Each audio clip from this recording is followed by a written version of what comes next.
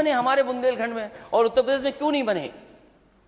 इसलिए मैंने मांग की थी उस समय भी कि ग्वालियर से लेकर के लिपू लेक सड़क बननी चाहिए।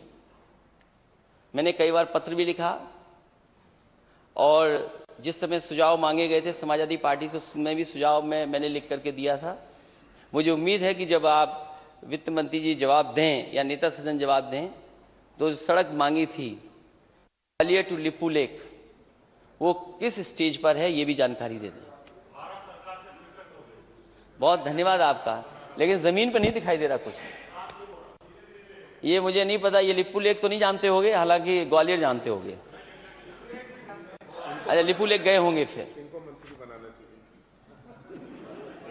अगर यही बन गई है, दूसरी हमारी मांग है कि देश का सबसे बड़ा प्रोजेक्ट बन रहा हो, मुंबई टू दिल्ली एक्सप्रेसवे बन रहा हो, और जिस प्रदेश ने दिल्ली की सरकार बनवाई हो, दो बार प्रधानमंत्री बनवाए हो, उस प्रदेश को क्यों नहीं जोड़ा जा रहा है?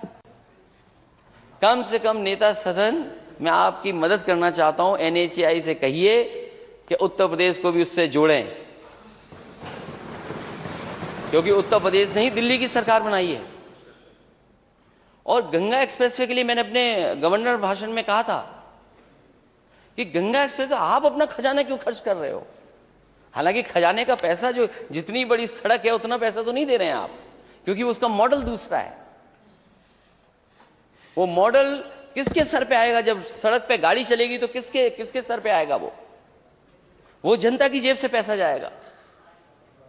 अगर आप PPP मॉडल पे है, अध्यक्ष महोदय, PPP मॉडल पे है शायद वो सड़क, मेरी जानकारी में नहीं है, अगर PPP मॉडल पे है तो टोल कितना होगा? इसलिए मैं नेता सदन की मदद करना चाहता हूं कि डबल इंजन की सरकार अगर आप बोल रहे हैं, तो एक इंजन ही क्यों भागे, दूसरा इंजन क्यों नहीं मदद कर रहा उसकी? हजारों करोड़ लेके आइए उसके लिए। और फिर एक बस चली थी, जाने नेपाल से बस चली थी और अयोध्या तक आनी थी, वो बस चल रही नहीं चल रही, उस समय मैंने मांग की थी कि NHAI की सड़क 6 लेन कम से कम बननी चाहिए। दिल्ली सरकार बना सकती है, वो भूल गए, केवल बस चला करके भूल गए। बस पता नहीं कब चलती है, कब पहुंचती है। मैं चाहता हूं कोई सुबह चले, वहां से अयोध्या आ जाए, दर्शन करे और फिर वापस चला जाए। कम से कम ऐसी सड़क तो बनाओ।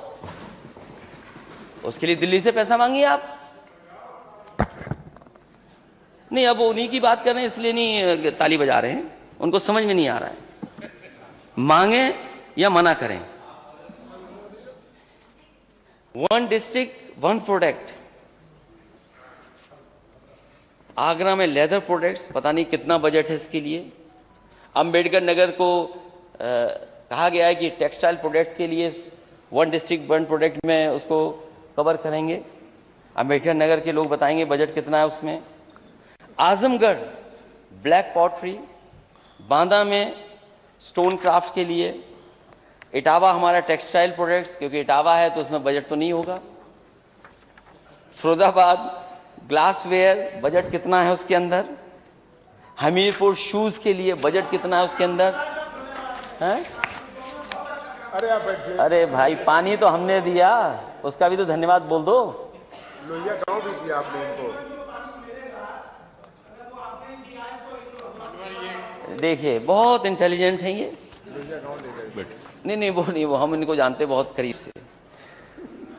Jhansi soft toys, Kannauj perfume. मैं नेता संघ से कहूंगा गोबर नहीं चाहिए हमें गोबर प्लांट नहीं चाहिए। आप गोबर प्लांट ले जाइए गोरखपुर। हमें अपना परफ्यूमरी पार्क चाहिए। और मैं परफ्यूम पार्क के बारे में बता दूं, वो इसलिए बनाना चाहता था क्योंकि लोग बेला का, गुलाब का और जो हसाइन के लोग हैं वो भी जानते होंगे कि कन्नौज के लोगों के वहां प्लांट लगे हुए हैं। ये बहुत अच्छा कारोबार है, सभी कन्नौज के लोग उससे जुड़े हुए हैं, और वो कारोबार बढ़ेगा तो रोजगार, नौकरी मिलेगी। और बहुत टाइम के हिसाब से, समय के हिसाब से बड़ा परफ्यूमरी पार्क बन रहा था कि लोग वहां आए, म्यूजियम भी देखें, म्यूजियम के साथ साथ जो हमारी इंडस्ट्री को बढ़ावा मिल सकता है वो बढ़ावे के लिए वहां प्लांट भी लगना था। क्योंकि अभी तो ट्रेडिशनल तरीके से वो एसेंस निकालते हैं, और अगर ये प्लांट लग जाता तो मैं समझता हूं आपके कन्नौज का, यूपी का इत्र दुनिया के इत्रों के बराबर मुकाबला कर लेता और ये समाजवादी इत्र बनता। वहां पर जो इत्र व्यापारी के बारे में कुछ माननीय सदस्य कह रहे हैं, मैंने सुना है उसमें कि उससे कुछ बजट लेकर के छोड़ा जा रहा है उसको। कहीं ऐसा तो नहीं कि आप ही लोग मिले हों उनसे?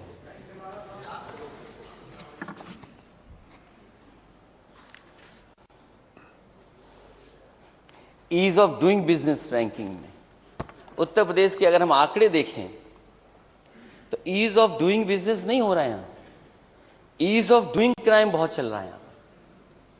हम एनसीआरबी के आंकड़े अगर देखें, हम कहां दिखाई देते हैं? और जिस तरह का सत्ता दल के लोगों का व्यवहार है पुलिस से और आम लोगों से, जो आरोप दूसरे दल पे लगाते हैं वो आप पे किस तरीके से अखबारों में छपे हुए हैं। देखिए आप, अगर आप चाहें नेता सदन में एक एक करके पढ़ सकता हूं कि किस तरीके से भारतीय जनता पार्टी के लोग खुद कानून हाथ में लिए घूम रहे हैं। ईज ऑफ डूइंग क्राइम चल रहा है यहां पर। नमामि गंगे में बजट तो बहुत रखा है आपने, बजट तो बड़ा बजट रखा है इसमें कि मां गंगा साफ हो जाएंगी, लेकिन मां गंगा अकेली नहीं साफ हो सकती जब तक उसकी सहायक नदियां नहीं साफ होंगी। मैं जानना चाहता हूं सरकार से कि नमामि गंगा के साथ साथ जो यमुना नदी है उसकी सफाई के लिए क्या सरकार कर रही है? जो काली नदी है उसके लिए सरकार क्या कर रही है? जो काली नदी कन्नौज में आकर के जुड़ जाती है गंगा में, उस काली नदी को साफ करने के लिए क्या इंतजाम है? आपकी और नदियां जो जुड़ जाती हैं उसके लिए क्या सरकार ने किया है? समाजवादी सरकार में, और मुझे खुशी है इस बात की कि उस समय के सिंचाई मंत्री जी, जो न केवल मेरे चाचा हैं, नेता सदन भी मुस्कुरा रहे हैं,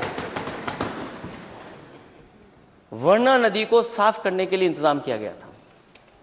और मेरी कोशिश थी कि गंगा से पहले कम से कम एक एग्जाम्पलरी काम करके दिखा दें कि वर्णा नदी बनारस में कैसे साफ बहेगी। जितना काम उस सरकार में हुआ था उससे आगे नहीं बढ़ पाए, वैसी का वैसा रोक दिया। और गोमती का भी उदाहरण है यहां पर। गोमती का भी काम एग्जाम्पलरी होता देश के लिए। जो लोग ये एग्जाम्पल देते हैं कि साबरमती का सबसे अच्छा रिवर फ्रंट है, मैं तो माननीय सदस्यों से कहूंगा कि आप साबरमती का भी देख करके आइए, और साबरमती के बाद अगर आप अपने गोमती का देखेंगे तो गोमती का जो रिवर फ्रंट है उसके सामने साबरमती का रिवर फ्रंट कहीं टिकता नहीं है। ये अलग बात है, जांच चल रही है, जांच चलेगी, लेकिन इतना बड़ा काम कोई नहीं कर सकता था। ये रिवर फ्रंट पहला देश होता। और मैं तो कहूंगा कि मैंने उस काम को आसान करने के लिए, कि काम आसान और अच्छा हो जाए, जो आर्किटेक्ट था साबरमती का वही आर्किटेक्ट आपका गोमती का है, जो कॉन्ट्रैक्टर उस साबरमती का था वही कॉन्ट्रैक्टर गोमती का है। और मैं तो आज भी कहता हूं कि 900 मीटर या कुछ अगर आज भी नाले रुक जाएं तो देश के लिए सबसे बड़ा एग्जाम्पल होगा कि किस तरीके से एक शहर में साफ नदी बहती है। ये एग्जाम्पल था, उसको नेता सदन ने पता नहीं कहां पहुंचा दिया, सीबीआई, ईडी और जाने कहां कहां। लेकिन मैं आपसे कहता हूं, इससे बेहतर अगर कहीं आपको रिवर फ्रंट मिल जाए तो बता देना मुझे आप। और जो जो वहां हो रही थी चीजें, एक एक पेड़, क्योंकि नेता सदन को कितना शौक है मुझे नहीं पता है पेड़ों के बारे में, वो कभी शौक मुझे नहीं दिखाई दिया पेड़ों के प्रति। एक एक पेड़ तय किया गया था कि कैसे लगना है, कि लोग दुनिया में जाते हैं कहते हैं कि वहां पर चेरी ब्लॉसम होता है। मैं ये दावा कर सकता हूं, और उत्तर प्रदेश के फॉरेस्ट के अधिकारी हैं, मैं दावा कर सकता हूं कि अगर चेरी ब्लॉसम है दुनिया के लिए फ्लावरिंग के लिए ट्री, तो उससे बेहतर ट्री अगर किसी के पास है तो भारत में और यूपी में समाजवादियों ने लगा करके दिखाए। रिवर फ्रंट के किनारे वो पेड़ लगाए गए जिससे कम से कम सीजन के हिसाब से फ्लावरिंग देखने को मिले। काम रुक गया लेकिन फूल खिलना नहीं रुके, वो आज भी फूल खिल रहे हैं वहां पर। और मुख्यमंत्री आवास से जो आखिरी तक जाती है सड़क, उस पे भी दोनों तरफ अगर किसी ने सोच करके समझ करके एस्थेटिकली पेड़ लगाए तो समाजवादियों ने लगाए। उस सड़क पर भी फुट ओवर ब्रिज बनाया। सरकार जब पिछली बार बनी थी तो हमारे माननीय मंत्री जी, वित्त मंत्री उस समय थे कि नगर विकास के थे, मंत्री नगर विकास के थे। इन्होंने अधिकारियों की बैठक बुलाई और कहा कि मुझे उद्घाटन करना है बहुत जल्दी। तो सोचिए इनका पहला उद्घाटन क्या था? समाजवादी सरकार में बना हुआ फुट ओवर ब्रिज पहला उद्घाटन किया। मतलब पहला उद्घाटन हुआ था कि नहीं हुआ था? फुट ओवर ब्रिज, इतने बड़े विभाग के मंत्री और उद्घाटन किसका कर रहे हैं? फुट ओवर ब्रिज, वो भी किसका? समाजवादी सरकार का बनाया हुआ। तो नदियां अगर साफ होती तो हमारे एक नए मंत्री थे, नए मंत्री, उनकी गलती नहीं है। वो विभाग, उन्हें मछली मिला, अच्छी बात है, क्योंकि उस समाज से वो जुड़े हैं तो उन्हें विभाग वही दे दिया गया। उनकी गलती नहीं है। वो जिंदा मछली लेके गए, पूरी तैयारी के साथ गए कि जिंदा मछलियां जाएंगी और गंगा में छोड़ी जाएंगी। लेकिन पता नहीं जैसे ही मां गंगा में वो मछली डालेंगी सब मर गई। अध्यक्ष महोदय, वो सब जिंदा मछलियां थीं। मुझे तो ये लगता है कि नेता सदन ने जहां सेल्फी खिंचाई थी वो प्लांट खराब हो गया, जिसकी वजह से गंगा मां में सब सीवेज जा रहा है और डिजॉल्व ऑक्सीजन खत्म हो गई। वो मंत्री जी की गलती नहीं है मछली मरने का, वो जिंदा मछली लेके गए थे। और शायद मंत्री जी होते तो ये बात बता सकते थे। वो जिंदा मछली लेके गए थे, लेकिन जैसे ही उन्होंने मां गंगा में डाले सब मछली मर गई। तो इसका मतलब यह है कि मां गंगा का जो, मेरा शब्द निकाल देना वो आप अध्यक्ष महोदय, स्लिप ऑफ टंग है, वो शब्द निकाल दिया अध्यक्ष महोदय, वो निकाल दिया जाए। तो वो जो मां गंगा में मछली डाली गई उसकी वजह से वो मर गई, क्योंकि डिसॉल्व ऑक्सीजन मां गंगा का नहीं था। तो ये बजट जा कहां रहा है? इसीलिए मैंने कहा कि ये बजट नहीं बंटवारा है। और अगर कोई बड़ी योजना बन रही हो तो बताइए मुझे कि उस बजट से ये बड़ी योजना बन रही है। नेता सदन और कई बार सत्ता के लोग कहते हैं कि हमने ये इतने एयरपोर्ट बनाए हैं। अयोध्या का अभी तक एयरपोर्ट नहीं बन पाया। मैं तो कहूंगा नेता सदन को पूरा ध्यान अयोध्या पे दीजिए, आप जल्दी से जल्दी एयरपोर्ट बनाइए, क्योंकि आप उतरे फिर हम भी उतरे उसी एयरपोर्ट पर। और जो समाजवादियों ने बनाए एयरपोर्ट वो अभी तक पूरे नहीं हो पाए। चित्रकूट का किसी समय पर नेताजी ने शुरू किया था, उस समय हवाई पट्टी छोटी थी। जब मैं चित्रकूट की हवाई पट्टी पर उतरा तो वहां के अधिकारियों ने कहा कि अब तो हवाई जहाज अलग तरह के आने लगे हैं, अगर ये हवाई पट्टी की लेंथ बढ़ जाएगी और चौड़ा हो जाएगी हवाई पट्टी तो बड़े बड़े हवाई जहाज भी उतर सकेंगे।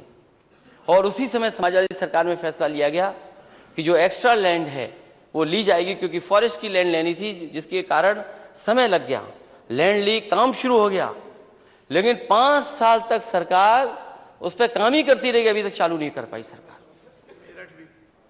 मेरठ भी समाजवादी सरकार का है। आपका मुरादाबाद का भी नेताजी का बनाया हुआ एयरपोर्ट है, हवाई पट्टी जो बनी थी। और जो कुशीनगर में हवाई अड्डा बना है वो समाजवादी सरकार में बजट देकर के बना है। समाजवादी सरकार ने बजट दिया था। जो उस विभाग के मंत्री रहे होंगे उन्होंने तो फाइल देखी होगी, लेकिन हमें डर ये लगता है कि माननीय सदस्य कुछ कह रहे थे एक दिन कि एयरपोर्ट बंद तो रहे हैं लेकिन नई स्कीम चल रही है बीजेपी की, वन नेशन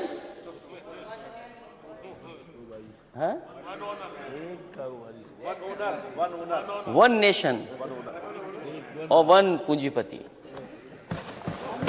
तो कुशीनगर एयरपोर्ट समाजवादी सरकार का बना हुआ है, और आजमगढ़ का तो पता नहीं क्यों नहीं शुरू किया गया। मैं कई बार उस एयरपोर्ट पे उतरना चाहता था, मैंने लिख करके भी जिलाधिकारी महोदय को दिया। उन्होंने कहा कि काम चल रहा है। तो एक दिन मैंने अपने कार्यकर्ताओं से कहा, जरा देख करके आइए काम चल रहा है कि नहीं चल रहा है।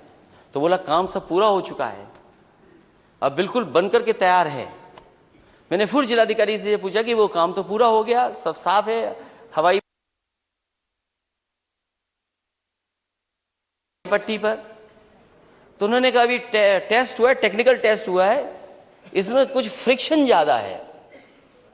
अब पता नहीं फ्रिक्शन ज्यादा है कि कम है, जिसकी वजह से आज तक आजमगढ़ का एयरपोर्ट शुरू नहीं होने दिया। मुझे तो ये लगता है समाजवादी सरकार ने बनाया था, इसलिए नहीं चालू होने दे रहे। एक रसूलाबाद में हवाई पट्टी बनी थी। लॉजिस्टिक्स तो ये कहते हैं कि आप बिल्कुल बगल में उतरे, हेलीकॉप्टर से उतर करके पहुंच जाएं।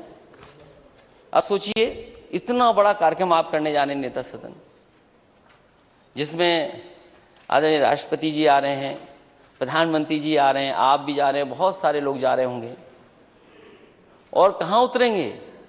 लखनऊ में। आपने अगर काम पूरा कर दिया होता तो आपको लखनऊ नहीं उतरना पड़ता, आप बगल में उतर जाते, वहां से 2 मिनट 5 मिनट की फ्लाइंग में आप कार्यक्रम में पहुंच जाते। एक बार जरूर उतारा था कोई हवाई जहाज वहां पर, और जब हवाई जहाज उतरा था तो उद्योगपति उसमें बैठ करके गए थे कुछ। उन्होंने कहा यहां पर हम काया कल्प कर देंगे और न जाने कितना इन्वेस्टमेंट ले आएंगे। वो एक बार हवाई जहाज उतरा, उसके बाद दोबारा हवाई जहाज उस पर नहीं उतरा। और जब लोगों के घर में पानी भराव हुआ, थोड़ा सा पानी ज्यादा बरस गया एक बार, तो वहां के लोगों को पुलिस ने पीटा, क्योंकि उन्होंने पानी निकलने के लिए रास्ता बना दिया था। तो जो हवाई पट्टियां हैं, मुरादाबाद की समाजवादी सरकार की बनी हुई है, आजमगढ़ समाजवादी सरकार की बनी हुई है, चित्रकूट में नेताजी ने बनवाई, झांसी का कब पूरा होगा, ललितपुर में कहां जगह चिन्हित है, सोनभद्र में बहुत पुरानी हवाई पट्टी है, मेरठ में समाजवादी सरकार में ही फैसले लिए गए थे। मैं चाहूंगा अयोध्या बहुत जल्दी आप बनवा दें। हमें खुशी होगी इस बात की कि आप उतरें, उसके बाद हम लोगों को भी उतरने का मौका मिलेगा। उसको कोई नहीं रोक सकता। और जो किसानों को मुआवजा मिलना चाहिए था, मैंने कई बार प्रेस के माध्यम से कहा था, मैं आज भी कहता हूं, कई बार कई प्रोजेक्टों में लैंड एक्विजिशन के इश्यूज आ जाते हैं, समय पर लैंड नहीं ले पाते हैं। ये जब आगरा लखनऊ एक्सप्रेसवे बना था, उस समय लैंड एक्विजिशन का बहस चल रही थी दिल्ली में। मैंने जगह जगह पर किसानों से बातचीत की और किसानों से राय मशवरा कर करके जो किसानों के सुझाव थे उनको शामिल किया, और कई जगह पर मुझे सर्किट रेट बढ़ाना पड़ा। मैंने सर्किट रेट बढ़वाया। तो अखिलेश